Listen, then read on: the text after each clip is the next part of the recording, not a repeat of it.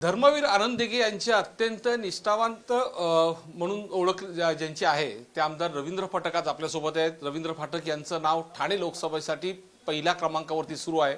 रवींद्र फाटक आणि त्याचबरोबर शिवसेनेमधून नरेश म्हस्के ही दोन नावं चालू आहेत। भाजपमधून देखील विनय सहस्त्रबुद्धे, संजीव नाईक अशा अनेक नावं भाजपकडून देखील चालू आहेत। परंतु ही ठाणे लोकसभाची जी उमेदवारी आहे ती शिवसेनेची आहे आणि ती शिवसेनेलाच मिळाली पाहिजे असा दावा शिवसेनेकडून केला गेला आहे आणि त्याचमुळे कदाचित शिवसेनेच्या पारड्यामध्ये ठाणे लोकसभेची उमेदवारी जाऊ शकते। रवींद्र फाटक आपल्यासोबत, आपण त्यांच्याशी बोलूयात। सर, काय म्हणाल? कालच आपण अंगणेवाडीच्या यात्रेला जाऊन अंगणेवाडीचं नेहमीप्रमाणे दर्शन घेतलं। निवडणुकीच्या पूर्वी आपण दरवेळी अंगणेवाडीची यात्रेचं दर्शन घेता, ते पाहिलंय। त्याचबरोबर आजपासून तुम्ही कामाला लागलात। आजचा जो मेळावा जे या ठिकाणी आहे मराठा महासंघाचा, हे सगळं पाहता तुम्ही लोकसभेच्या तयारीला लागलात। नाही, भराडी देवीच्या दरवर्षीप्रमाणे दर्शन करायला जातोच आम्ही सर्वच गेलो। सन्माननीय महाराष्ट्राचे मुख्यमंत्री पण सकाळी दर्शन घेऊन गेले आणि दरवर्षीप्रमाणे भराडी देवीचं दर्शन घेऊन आम्ही काम करत असतो। त्याच्यानिमित्त अचानक ह्या माध्यमातून हा जो मेळावा आहे, मराठी महासंघाचा मेळावा जो आहे, हा मेळावा ऑलरेडी 15 दिवसापासून तो आयोजित होता आणि त्याचा कार्यक्रम, आज कार्यक्रमाचं उद्घाटन होतं। त्या कार्यक्रमाला महाराष्ट्राचे मुख्यमंत्री सन्मानित शिंदेसाहेब किंवा उद्योगमंत्री उदयजी असतील, हे येणार होते। खासदार श्रीकांत शिंदे पण साहेब येणार आहेत आणि त्या माध्यमात उद्घाटन माझ्या हस्ते झालं। त्या कार्यक्रमाचा बक्षीस समारंभ केला मी आणि तो आयोजित कार्यक्रम होता। पण तुम्हाला उमेदवारी मिळणार असं म्हटलं जात आहे, चर्चा खूप मोठ्या प्रमाणात आहे, तुम्ही कामालाही त्या पद्धतीने लागलेले आहेत। उमेदवारी मिळाली तर तुम्ही निवडणूक लढवण्यास तयार आहात का?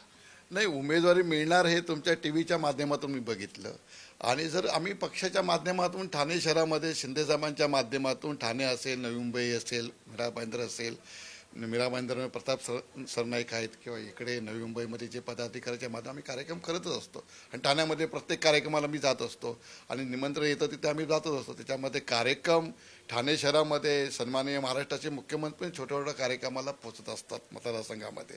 तर आम्हाला तर त्यांचे त्या महाराष्ट्रामध्ये बिजी असतानाच आम्ही पण छोटे छोटे कार्यक्रम सगळे आयोजित करतो, तिथे भेट देतच असतो आणि त्याच्या माध्यमातून लोकांकडे जात असतो।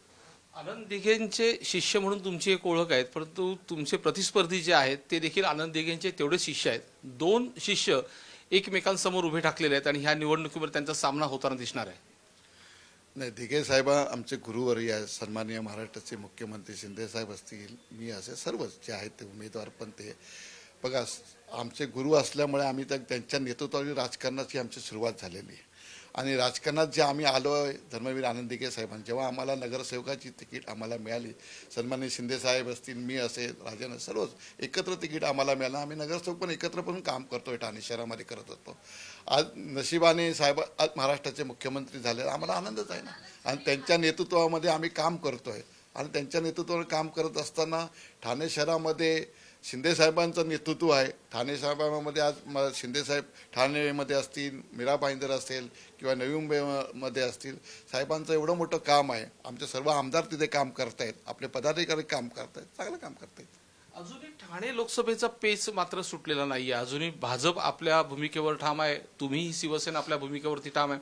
आज अमित शहा देखील येणार आहेत, त्यावरती तोडगा निघण्याची शक्यता आहे। वर्षा बंगल्यावरती देखील बैठक होण्याची शक्यता आहे। त्या ठिकाणी कदाचित ठाणे लोकसभेची हा जो पेच निर्माण झाला हा निघू शकतो, काय म्हणा?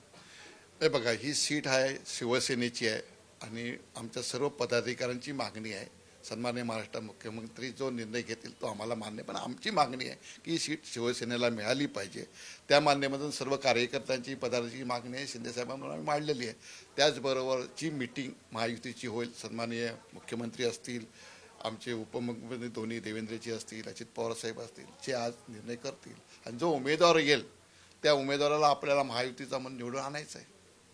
मुख्यमंत्र्यांनी तुम्हाला असं काही सांगितल्याची चर्चा आहे की बाबा तुम्ही कामाला लागा, कारण त्याच अनुषंगाने तुम्ही कामाला लागताना दिसताय, कार्यक्रम घेतायत, त्याचबरोबर बैठका देखील आपण घ्यायला सुरुवात केलेल्या आहेत। काही ठाण्यातले प्रसिद्ध लोक आहेत त्यांच्याबरोबर बैठका झाल्या आहेत, अनेक नेत्यांशी अशी देखील तुमच्या बैठका सुरू आहेत। असं सन्माननीय मुख्यमंत्री कधी बोलत नाही, तुमच्या टीव्हीच्या माध्यमातून आम्ही ऐकतोय। बाकी आम्ही बैठका, कार्यक्रम, इलेक्शन येतच आहे आणि इलेक्शनच्या माध्यमातून आपल्याला जो उमेदवार येणार आहे त्या उमेदवारासाठी ती मदत होणार आहे, म्हणून त्याची बैठक आता इलेक्शन आचारसंहिता कुठल्याही क्षणी लागू शकते।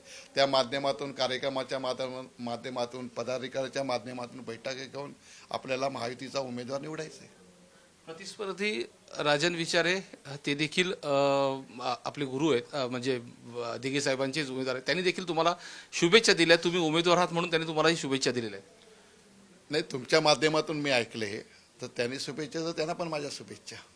नक्कीच आपण पाहतो की धर्मवीर आनंद दिघे यांचे जवळचे मानले जाणारे हे दोन्ही शिलेदार आज एकमेकांच्या विरोधात या निवडणुकीच्या रिंगणांमध्ये उतरण्याची शक्यता आहे. मात्र अजूनपर्यंत अधिकृतरित्या ठाणे लोकसभेच्या बाबत ना शिवसेनेनं ना भाजपने आपली उमेदवारी जाहीर न केल्यामुळे जे इच्छुक उमेदवार आहेत त्यांची मात्र अजूनही ते संभ्रमावून आहे. मात्र रवींद्र फाटक जे आहेत ते पूर्णपणे कामाला लागलेले आहेत. अंगणेवाडीच्या देवीची दर्शन घेऊन ते लोकसभेच्या अनुषंगाने कामाला लागल्याचं चित्र सध्या ठाण्यात पाहायला मिळतंय. कॅमेरामन नितीन खरासह विनय म्हात्रे, साम टीव्ही, ठाणे.